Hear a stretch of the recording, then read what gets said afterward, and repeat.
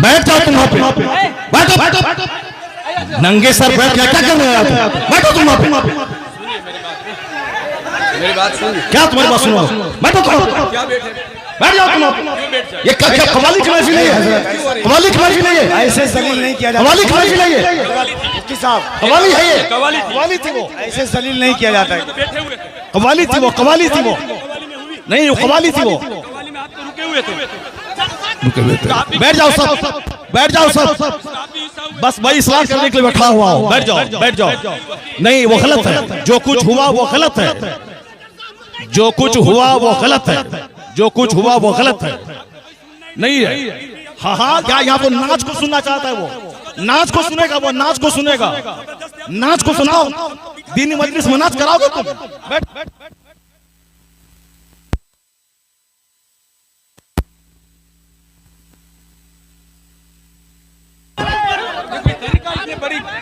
आप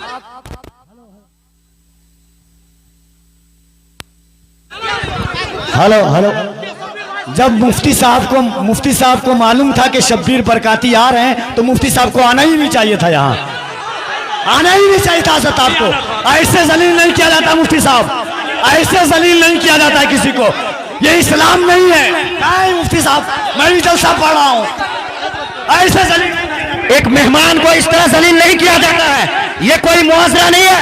आप जान रहे थे कि शब्बीर आ रहा है। हजरत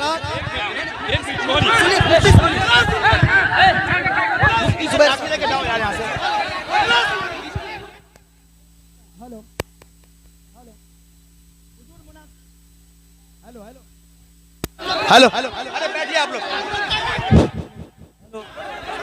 हेलो हेलो, चुप, शांति हो जाइए, शांति हो जाइए, बैठिए बैठिए, शांति रखिए, बस बस बैठिए, आप लोग बैठिए, शांति बनाइए, आप लोग पहले शांति बनाइए। Hello hello hello, mike. आप लोगों के बीच अल्लामा तौसीफ रजा साहब स्टेज पे हैं, कम से कम इस बात का ख्याल रखिए। तौसीफ मिल्लत आ चुके हैं। नारे तकबीर, नारे रिसालत, आमद हुजूर तौसीफ मिल्लत, आमद हुजूर तौसीफ मिल्लत, नबी रहे आला हजरत, शहजादे हुजूर रेहाने मिल्लत, इश्क मोहब्बत। जो कुछ हुआ हम इससे बरी हैं। कल मत कहना कि मौलाना शहरियार बैठे हुए थे उनके सामने मुजरा हुआ। ये क्या चीज है?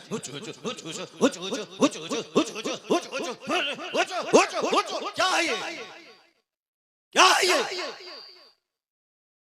तुम लोग कल दियोबंदी हो जाओगे, मैं दावे से कहता हूं। और दियोबंदी कल मजाक उड़ाएगा पूर्णिया का। तुम्हें मालूम है कि आसपास में सारे गैर मुकल्लिद हैं, ये सब कल मजाक उड़ाएंगे बरेलवियों के जलसे का। कहेंगे बरेलवियों का जलसा ये होता है, बरेलवियों का जलसा यही होता है। क्या चीज है? क्या ये नाथखानी है? यही नाथखानी है। ये इको हटा दो, उसके बाद क्या? इको तुम हटा दो, मेरे मदरसे का बच्चा इससे अच्छी नाच पढ़ता है, अरबी कॉलेज का बच्चा इससे अच्छी नाच पढ़ता है। हुचुड़ हुचुड़ का नाम नाथखानी है। क्या किया तुमने? सुन्नियत को बदनाम किया, बरेलियत को बदनाम किया, मसलक के आला हजरत को बदनाम किया। इसी का नाम जलसा है, इसी का नाम कॉन्फ्रेंस है, इसी का नाम सीरत का जलसा है। वो तो हम फंस गए मजमे में, हम बैठ गए, मुफ्ती जुबैर साहब भी फंस गए जो मजमे में बैठ गए। हम अपनी बराअत का इजहार करते हैं जो कुछ हुआ। मुफ्ती साहब किबला भी अपनी बराअत का इजहार करते हैं, ताकि कल मत बोलना कि मनाज़िर अहले सुन्नत काज़ी सीमांचल बैठे हुए थे, उनके सामने मुजरा हो रहा था। हम लोग इससे बरी हैं। अगर रास्ता होता निकलने का तो हम निकल गए होते, वो रास्ता नहीं था, भीड़ की वजह से हम कुचल जाते, इसलिए हम नहीं निकले, मुफ्ती साहब भी नहीं निकले। बाकी रात के कितने बज रहे हैं? 2:10। कितने बज रहे हैं? टाइम देखो तुम, रात के 2:10 हो रहे हैं, 2:10 हो रहे हैं। मालूम है क्या हुआ इसमें? पब्लिक का चंदा इसीलिए हो रहा है। बैठ जाओ, अगर बिहार की इज्जत प्यारी है तो बैठ जाओ, अगर पूर्णिया की इज्जत प्यारी है तो बैठ जाओ। ये डांस करने के लिए जलसा होता है, चंदा होता है, बैठ जाओ सब। नाथखानी वो नहीं है जो तुमने सुनी है, नाथखानी वो नहीं जो तुमने सुनी है। भीड़ जुटाने का नाम जलसा है क्या? बैठ जाओ सब। अब अगर नात तुमने सुनी थी, उसको तुमने नात कहा था अपने हिसाब से, तो तकरीर कौन सुनेगा? कुरान की बात कौन सुनेगा? हदीस की बात कौन सुनेगा? इस्लामी तालीमात के बारे में कौन सुनेगा? अगर तुम नात सुने थे, बैठे रहते, तकरीर सुनते, तब होता कि चलो भाई पूर्णिया के लोगों ने नात भी सुनी और तकरीर भी सुनी।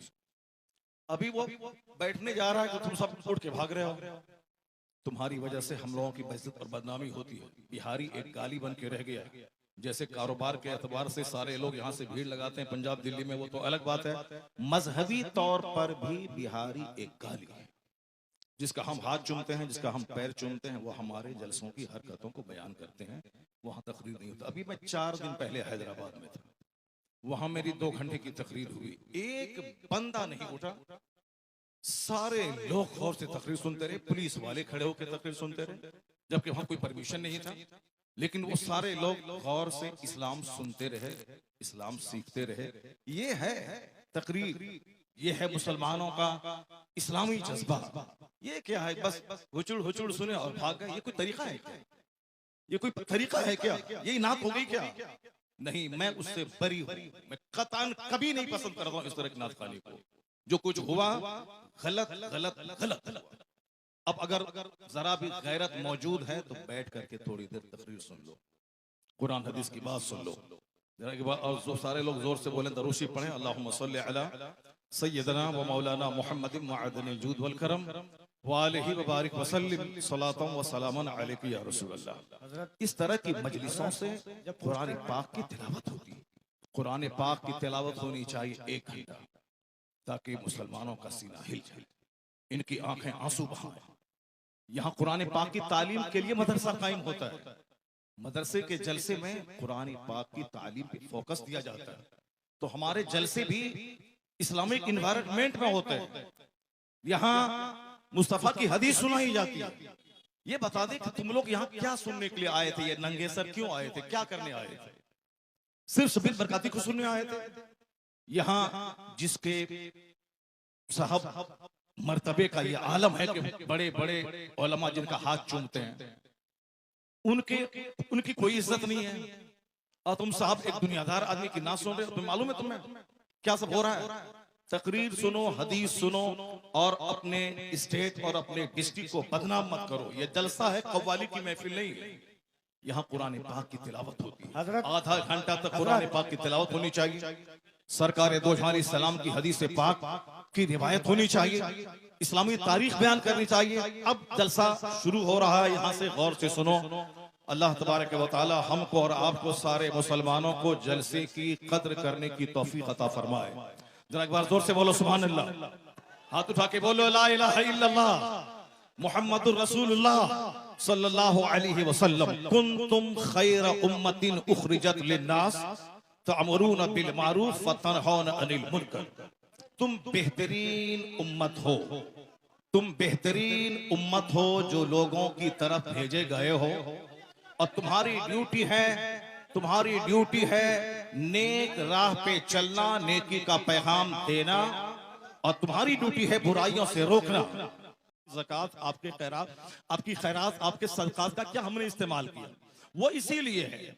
साहब नाते पाक पढ़ना इसीलिए है ताकि हमें मुस्तफा से मोहब्बत है, वरना सिर्फ नाते पाक पढ़ना ही हमारी गर्ज़ो कायस नहीं है। हमारा मकसद हयात है अल्लाह की इबादत करना। अल्लाह की इबादतों में क़यामत के दिन ये सवाल ही नहीं होगा कि तुमने नात पढ़ी या नहीं पढ़ी। सबसे पहला सवाल होगा, हुजूर फरमाते हैं इन्ना अव्वल मा युहासबु बिहिल अब्द यौमल क़यामति सलात। क़यामत के दिन सबसे पहला सवाल नमाज का होगा। फातिहा अच्छी चीज है मगर नमाज उससे बड़ी चीज है। जलसा जुलूस अच्छा काम है मगर नमाज पढ़ना उससे सबसे बड़ा काम है। मज़ारात की हाजिरी अच्छा काम है मगर उससे बड़ा काम है नमाज पढ़ना। सरकार आला हजरत का जो मसलक है वो मसलक यही है कि हाँ, नफल को नफल का दर्जा दिया जाए, फर्ज को फर्ज का दर्जा दिया जाए, वाजिब को वाजिब का दर्जा दिया जाए। ऐसा नहीं कि नफल को फर्ज बना दिया जाए, ऐसा नहीं कि साहब जो गैर जरूरी है उसको जरूरी का दर्जा दे दिया जाए। मसलके आला हजरत यही है कि फातिहा नफल है, नफल की हैसियत हो, जुलूस नफल है, जुलूस मोहम्मदी की नफल की हैसियत रहे, और मज़ारात की हाजिरी नफल है, उसकी हैसियत नफल ऑप्शनल की होनी चाहिए। सबसे पहला जो फर्ज आजम है वो नमाज है, फर्ज आजम नमाज है। दूसरा सबसे बड़ा फर्ज व रोजा है। एक फर्ज आजम ज़कात है, एक फर्ज हज है। ये बेसिक चीजें हैं। कयामत के दिन सवाल नमाज का होगा, कयामत के दिन सवाल रोजे का होगा, कयामत के दिन सवाल हज का होगा, कयामत के दिन सवाल ज़कात का होगा, कयामत के दिन सवाल अखलाक का होगा, कयामत के दिन सवाल फराइज़ व वाजिबात का होगा। नवाफिल का सवाल नहीं होगा। अगर नवाफिल फर्ज के साथ मिल जाएं तो फिर उसका दर्जा और बुलंद हो जाएगा। लेकिन फर्ज को छोड़कर नफल बेवजन है, फर्ज को छोड़कर नफल खसो खाशाक की तरह है। तो जो कहता है कि फातिहा हराम है वो मिसगाइड है। जो कहता है कि जुलूस मोहम्मदी हराम है वो गुमराह है। जो कहता है कि औलिया सालिहीन के आस्थाने पे जाना जरूरी नहीं है, फर्ज वाजिब नहीं है, वह जाना गुनाह है, नाजायज है, वो भी गुमराह है। और जो ये कहता है कि सिर्फ नमाज पढ़ें, दरगाहों पे जाना नहीं, वो भी मिसगाइड है। और जो ये कहता हो कि सिर्फ फातिहा पढ़ें, नमाज जरूरी नहीं है, सिर्फ जलसा करें, नमाज जरूरी नहीं है, सिर्फ नात पढ़े नमाज जरूरी नहीं है, सिर्फ साहब कव्वाली करें नमाज जरूरी नहीं है, वो भी मिसगाइड है। बीच का रास्ता है मसलके एतदाल और मसलके आला हजरत के पहले फर्ज अदा होगा, फिर नफल अदा होगा। यहाँ नमाज भी अदा होगी, नियाज भी अदा की जाएगी, नमाज भी पढ़ी जाएगी, मज़ारात पे हाजिरी भी होगी, नमाज भी पढ़ी जाएगी, जुलूस मोहम्मदी भी निकाला जाएगा। ये फर्ज और नफल या दोनों मिलकर सीधा रास्ता जन्नतुल फिरदौस लेके जाएगा। नारे यही मसलके आला तकबीर, हजरत, नारे रिसालत, यही मसलके आला हजरत, इसी का नाम मसलके अहले सुन्नत व जमात है। कल कोई बदअकीदा ये नहीं बोले कि इतने रुपए बड़ा जलसा हुआ, नमाज की बात नहीं हुई। मैं नमाज की वकालत करता हूं कि नमाज के बगैर जलसा बेवजन है, नमाज के बगैर फातिहा बेवजन है, नमाज के बगैर साहब जुलूस मोहम्मदी बेवजन है। इसलिए कि कोई नफल कबूल नहीं होता। आला हजरत ने लिखा है जब तक के फर्ज न अदा हो। 1 करोड़ रुपए की मस्जिद कोई तामीर करे ये नफल है, और ज़कात का 100 रुपया अगर किसी पे फर्ज है तो वो फर्ज है। आला हजरत फाज़िल बरेलवी लिखते हैं कि जब तक वो ज़कात अदा नहीं होगी कोई नफल खैरात काबिल कबूल नहीं होगा। इसका मतलब ये निकला कि जलसा नहीं होगा, ऐसा नहीं, जलसा भी होगा, नमाज पहले होगी, जलसा बाद में होगा, नमाज पहले होगी, फातिहा बाद में होगी, नमाज पहले होगी, नात बाद में पढ़ी जाएगी। आला हजरत से किसी ने पूछा था, हुजूर रमजान में तरावी की नमाज सुनाता हूँ, पढ़ाता हूँ, तरावी पढ़ाता हूँ, रमजान में रोजे रखता हूँ, कुरान शरीफ की तिलावत करनी पड़ती है, क्या मैं रोजा छोड़ सकता हूँ? आला हजरत ने कितना अच्छा जवाब दिया। कहा बहुत सारे लोग हैं जो रोजा भी रखते हैं और कुरान पाक भी सुनाते हैं। अलबत्ता रही बात कि जो कुरान रोजा रख कर कुरान नहीं सुना सकता है, उसको मालूम होना चाहिए कि तरावी की नमाज फर्ज नहीं है, तरावी की नमाज वाजिब भी वित्र की तरह नहीं है, तरावी की नमाज सुन्नत मुअक्कदा है। अगर किसी ने पढ़ा तो फर्ज छोड़ने के बराबर, किसी ने नहीं पढ़ा फर्ज छोड़ने के बराबर गुनाह नहीं होगा।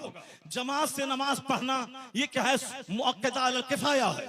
अगर जमात मस्जिद में तरावी की हो गई और फिर सारे लोग अपने घर में कुछ लोग पढ़ लिए, घर में पढ़ने वाला मुजरिम नहीं होगा। लेकिन अगर जोहर की जमात छोड़ दिया वो मुजरिम होगा। कहते हैं कि जो चीज फर्ज है रोजा, उसको छोड़कर ये तरावी की बात कर रहा है। बेहतर यही है कि वह तरावी अगर नहीं सुना सकता है, अलम तरा कैफा से लेकर कुल बिरब्बिन नास तक, इसको पढ़ के अपनी तरावी पढ़ ले, मगर रोजा न छोड़े, क्योंकि रोजा फर्ज है, तरावी की नमाज सुन्नत है। ये फर्ज को फर्ज समझा जाए, नफल को नफल समझा जाए, जुनून और मजनू बन के ये न बताया जाए जलसे और जुलूस और अपने आलिमों की तौहीन नहीं की जाए। हमारी सबसे बड़ी विडंबना यही है कि हम लोग गैर जरूरी को जरूरी समझते हैं। अल्लाह पर विश्वास करें, अल्लाह रब्बुल इज्जत ही इज्जत देने वाला, वही बंदों को जलील करने वाला, वही मदरसों को तरक्की देने वाला, वही लोगों के दिलों में अल्लाह ही मोहब्बत डालने वाला है। बेशुमार लोगों ने बड़े बड़े जलसे किए, मदरसे में तालीम नहीं हुई, वह मदरसा उजड़ गया। मैंने मुख्तसर सी जिंदगी में इसको देखा है। लेकिन जिन लोगों ने मेहनतें की, 5 साल के बाद जलसा किया, और अगर अच्छे अच्छे आलिम, अच्छे हुफ्फाज उन्होंने दिया, उसके पास बच्चों के रखने की जगह नहीं है, इतने बच्चे हैं कि वो रख नहीं सकता है। असल क्वालिटी इल्म की है, असल क्वालिटी है आप बच्चों को अच्छी तालीम दीजिए, एजुकेशन दीजिए, न कि बहुत बड़ी भीड़ भाड़ जुटा करके और अपने मदरसे को फरोग दिए। मदरसा फरोग पाता है इल्म से। मैं तमाम सुन्नी मदारिस के लोग जिम्मेदारों से कहता हूं, तालीम पे फोकस दें, दरसगाह पे फोकस दें, अच्छे आलिम को रखें, अच्छे उफाज को रखें। अगर एक बच्चा फारिग हुआ, अगर सही ढंग से कुरान सुनाया, तो सारे लोग यही कहेंगे, ये बता दे तू किस मदरसे में पढ़ा है, तेरा उस्ताद कौन है। यानी वही एक बच्चा आपका सबसे बड़ा प्रचारक हो जाएगा। वही एक बच्चा आपके मदरसे की खूबियों को दूसरों के सामने एग्जीबिशन करने वाला एक जबरदस्त अलमबरदार हो जाएगा। आपने 10 बच्चों को आपने निकाल दिया और क्वालिटी उसमें नहीं है, वह जहां भी जाएंगे मदरसों को बदनाम करेंगे कि किस उस्ताद ने तुझको पढ़ाया है, किस मदरसे में तुमने पढ़ाया है। क्वालिटी पे जोर देना। बस आखिरी बात सुन ले, अभी मुसलमानों के चेहरे पे खवाइयां उड़ रही हैं कि हमारा मुस्तकबिल कैसा है, हमारा फ्यूचर कैसा है, हमारा आने वाला दिन कैसा है। आपको मैं यकीन दिलाता हूं कि इस्लाम का आने वाला दिन इतना सुनहरा है कि कोई दिन ऐसा नहीं गुजरता जिस दिन कोई पढ़ा लिखा आदमी कलमा पढ़ के मुस्तफा का गुलाम न बनता हो। कोई दिन ऐसा नहीं गुजरता जिस दिन अमेरिका जैसे हाईली क्वालिफाइड और तरक्की याफ्ता मुल्क का कोई एक दानिश्वर कलमा पढ़ के मोमिन न होता हो। या जोश में ये बातें नहीं बोली जाती है, बल्कि ये बातें दलाइल और प्रूफ के साथ की जाती हैं। आप अगर पढ़े लिखे आदमी हैं, हमारे बच्चे स्कूल कॉलेज में पढ़ते हैं, मैं उन बच्चों को कहता हूं, एक नाम आपने सुना होगा जॉन डी रॉकफेलर का। हमारे शेख बैठे हुए हैं, शेख का दौरा लंदन होता है, हमारे हजरत का दौरा अमेरिका होता है, हमारे हजरत का दौरा अफ्रीका होता है। वह सारी दुनिया के हालात से बाखबर है। मैं अपने शेख को कहता हूं कि जॉन डी रॉकफेलर वह दुनिया का सबसे पहला अरबपति। आज की तारीख में बेशुमार अरबपति हैं, टाटा, बिरला, जिंदल, मित्तल, अडानी, अंबानी, ये सारे के सारे अरबपति हैं। लेकिन जॉन डी रॉकफेलर वह दुनिया का सबसे पहला अमेरिका का अरबपति, बिलियनियर, मिलियनियर नहीं बिलियनियर, यानी अरबपति जिनके पास खरबों की दौलत थी। 53 साल की उम्र में वो खरबपति बीमार हो गया। बीमार होने के बाद अब उनको लगा कि अब जैसे कि मैं मर जाऊंगा, जब मर ही जाऊंगा। अक्सर आजकल ये डिप्रेशन का मर्ज बढ़ रहा है, औरतों में भी और मर्दों में भी। औरतें भी कहती हैं कि अब मुझको ऐसा लगता है कि मैं मर जाऊंगा। मर्द भी कहते हैं कि थोड़ा सा बीमार हुआ, बुखार हुआ और लगता है कि जैसे कि अब मैं मर जाऊंगा। ये मरने की बात है। तो अब ठीक है, अच्छी बात है, मैं मर जाऊंगा, लेकिन मरने के बाद जहां जाऊंगा वहां के लिए तो काम बढ़ा देना चाहिए, वहां की इबादत बढ़ा देनी चाहिए। सिर्फ खौफ है कि मेरे बच्चों का क्या होगा, मेरी बच्ची का क्या होगा। नहीं, अक्लमंद वो है जिसको लगे कि अब मैं मर जाऊंगा तो उसको इबादत बढ़ा देनी चाहिए, सजदा बढ़ा देनी चाहिए, तिलावत बढ़ा देनी चाहिए, गुनाहों से सच्ची तौबा बढ़ा देनी चाहिए। ये होना चाहिए, ना कि साहब बाल बच्चों के खौफ में मौत से घबराना चाहिए। वमन यतवक्कल अलल्लाहि फहुवा हस्बुह, जो अल्लाह पे भरोसा करता है अल्लाह उसके लिए काफी होता है। कुरान में आया है, ला तक़तुलू औलादकुम खश्यता इमलाक, गरीबी के डर से बच्चों को कत्ल मत करो, मैं तुझे भी रोजी देता हूं, तेरे बच्चों को भी रोजी दूंगा। रोजी देने वाला अल्लाह है। वो अमेरिका का खरबपति, उसने सोचा कि अब जब मुझको मर ही जाना है तो अब क्यों नहीं सदका तो खैरात करके मैं मरूं। अपनी दौलत का एक बड़ा पार्ट मेडिकल एक्सपर्ट के खर्च पे उन्होंने डोनेट किया कि नई नई बीमारियां और उसके इलाज और ट्रीटमेंट दरियाफ्त करने के पीछे मेरी दौलत का एक बड़ा हिस्सा खर्च होगा। उन्होंने एक स्कूल बनवाया, गरीबों, मिस्किनों, माजूरों, बेवाओं के बच्चे स्कूल में पढ़ेंगे, फ्री तालीम। उन्होंने एक बहुत बड़ा हिस्सा अपनी दौलत का हॉस्पिटल पे वक्फ किया। यहाँ गरीबों, मिस्किनों, माजूरों, कम पैसे वालों का इलाज होगा। यानी अपने पैसे को गरीबों के लिए, सोशल वेलफेयर के लिए, चैरिटी के लिए उन्होंने दरवाजा खोल दिया। उसको ऐसा महसूस हुआ 2-3 महीने के बाद कि अंदर से उसका कैंसर का जख्म हल्का हो रहा है। ये द टाइम्स ऑफ इंडिया जो हिंदुस्तान का अंग्रेजी अखबार है। हमारे बच्चे तो एमए करने के बाद भी एक जुमला अंग्रेजी नहीं बोलते हैं। जिसको होना था डीएम वो चपरासी की भी नहीं बन पाए, जिनको होना था साइंटिस्ट वो गली कूचे का दिल फेंक आशिक बन गया। अमेरिका का यहूदी 1-1 मिनट का सही इस्तेमाल करके दुनिया को माइक्रोफोन दे, दुनिया को हवाई जहाज दे, और हमारे वो बच्चे जिसके पास थी मेरिट नियम बनने की, वह सिर्फ मोबाइल चला चला करके वो बच्चे हमारे गली कूचे के दिल पे आशिक बन गए, किसी काबिल नहीं रहे। एक बच्चा हिंदुस्तान का अगर IAS ऑफिसर बनता है तो 40 करोड़ मुसलमानों का कलेजा ठंडा हो जाता है। वह कमा के अपने बाप को देगा, मगर नाम पूरी मुस्लिम सोसाइटी का होता है। हमारी मेजॉरिटी हमारे नौजवानों की मोबाइल चला चला के DM तो नहीं बनी, अलबत्ता अपनी जवानी में आग लगा दी, अपनी सोच और फिक्र में आग लगा दी, अपनी अपनी अपनी सेहत को तबाह बर्बाद कर दिया, अपने खानदान की नाक मिट्टी में मिला दी। मोबाइल का इस्तेमाल जरूरतन हो, 24 घंटे उसमें घुस के न रहे। टॉयलेट का इस्तेमाल जरूरत हो, 24 घंटे टॉयलेट में घुसने वाला तबाह बर्बाद हो जाएगा, सेहत खत्म हो जाएगी। यहूदी एक एक मिनट को कीमती समझते हैं तो जलील कौम दुनिया में सबसे मालदार कौम है। जबकि नमाजों की पाबंदी हमें वक्त की कदर सिखाती है, जबकि सहर और इफ्तार का सिस्टम वक्त की कदर सिखाता है, जबकि ज़कात का मैनेज हमें एक एक मिनट को कीमती समझने का पैगाम देता है। 1 मिनट पहले दाना हलाल, 1 मिनट के बाद दाना हराम, ये हमें पंक्चुअलिटी सिखाता है। मगर अक्ल रहे तब न इन बातों पे हम गौर करें। हमारे पास तो गुस्सा बहुत ज्यादा है, हमारे पास जज्बात बहुत ज्यादा है, हमारे पास सब छोटी फिक्र की वजह से हम जो लायक थे उस लायक नहीं बन पाए। अमेरिका का खरबपति, उन्होंने दौलतों का एक बड़ा हिस्सा स्कूल पे, हॉस्पिटल पे, गरीबों के राशन के किट पे और मेडिकल एक्सपर्ट की टीम बैठा के, ताकि नई बीमारियों का इलाज खोज करने के लिए वह टीम खास रहे। उनको ऐसा लगा जब से वह चैरिटी सदका तो खैरात का काम शुरू किया, अंदर से उसके बदन का जो कैंसर था उसका मर्ज दूर होने लगा। 4 महीने के बाद उन्होंने टेस्ट करवाया, उसके अंदर का कैंसर खत्म हो चुका था। अब वो शख्स दुनिया वालों को बताया कि दुनिया वाला गवाह रहे, दुनिया वाला गवाह रहे कि चैरिटी से बीमारी का इलाज होता है, सदका से बीमारी का इलाज होता है, खैरात से बीमारी का इलाज होता है। उन्होंने कहा खैरात से बीमारी का इलाज, बीमारी के इलाज के जितने तरीके हैं उसमें सबसे बड़ा तरीका यह भी है कि चैरिटी और खैरात से बीमारियों का इलाज होता है। सदका तो खैरात से मरीज सेहतमंद होते हैं, सदका तो खैरात से मरीज सेहतयाब होते हैं, सदका तो खैरात से मरीज सेहतयाब होते हैं।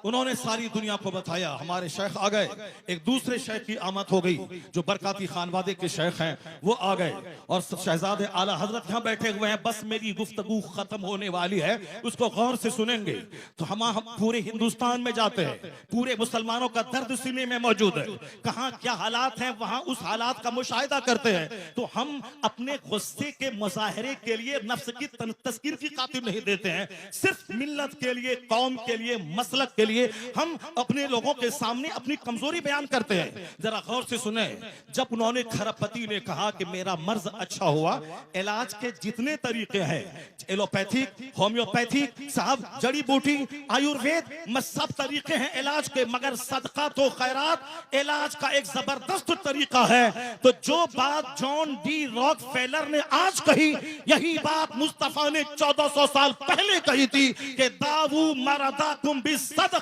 व हस्सनु अमवालकुम बिज़कात। मुस्तफा ने कहा अपने मरीजों का इलाज सदका करके क्या करो। तो आज 1400 साल के बाद अमेरिका का खरबपति अपने तजर्बे से दुनिया को बताया कि सदका से एक बीमार ठीक होता है। जो बात मुस्तफा ने 1400 साल पहले कही, वो अमेरिका का क्रिश्चियन जाती तजर्बे से बता दिया कि मुस्तफा का कौल सच्चा है, मुस्तफा का मजहब सच्चा है और खैरात से इलाज होता है। तो आज जैसे दानिश्वरों के बीच मुस्तफा की हदीस की सदाकत सामने आ रही है, कलमा पढ़ने वालों की तादाद में जबरदस्त इजाफा होता चला जा रहा है। इस्लाम कभी खतरे में नहीं था और आज भी खतरे में नहीं है। जैसे जैसे इल्म बढ़ रहा है, जैसे जैसे रिसर्च बढ़ रही है, जैसे जैसे तहकीक बढ़ रही है, वैसे वैसे मुस्तफ़ा के गुलामों की तादाद में इजाफा होता जा रहा है। इस्लाम के ताल्लुक से आप बेफिक्र हो जाएं, अपनी फिक्र करें कि मेरा मरते वक्त क्या होगा, मेरा कब्र में क्या होगा, मेरा हश्र में क्या होगा, कल अगर मैं मर गया तो मेरा क्या होगा। इस्लाम के बारे में ज्यादा फिक्र करने की जरूरत नहीं है। इस्लाम बहुत जिंदा और ताबिंदा मजहब है। पूरी दुनिया के हर गोशे में, हर खित्ते में इस्लामी चिराग रोशन हो रहा है। जितने भी लोगों ने इस्लाम का चिराग बुझाना चाहा वो सब बुझ गए, उनकी इज्जतें मिट्टी में मिल गई, उनके आबा अजदाद दुश्मनी की आग में जलकर मिट्टी में मिल गए। इस्लाम मुस्कुरा रहा है, मदरसा मुस्कुरा रहा है, मस्जिदें मुस्कुरा रही है, अजान मुस्कुरा रही है, हमारे मशाइख के चेहरे की दाढ़ियां, उनके सरों की पगड़ियां मुस्कुरा रही हैं। कभी इस्लाम खतरे में नहीं था और आने वाले वक्त में भी जैसे जैसे इल्म का उजाला फैलेगा मुस्तफा के गुलामों की तादाद में इजाफा होता चला जाएगा। है नूरे खुदा कुफ्र की हरकत पे खंदाजन, फूकों से यह चिराग बुझाया न जाएगा।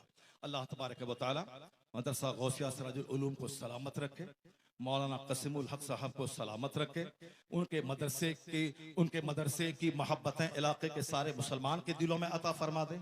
यहाँ के सारे मुंतज़मीन, अरकान और तमाम पढ़ने वाले बच्चे, सारे असातिज़ा सबों को इखलास के साथ दीनी खिदमत करते रहने की तौफीक अता फरमाए। हमारे शेख को अल्लाह लंबी उम्र अता फरमा दे। अल्लाह ताला इन्हें और पूरी दुनिया में घूम घूम कर मसल के आला हजरत की धूम मचाते रहने की तौफीक अता फरमाए। आमीन। व आखिरु दाअवाना अनिल हम्दुलिल्लाहि रब्बिल आलमीन।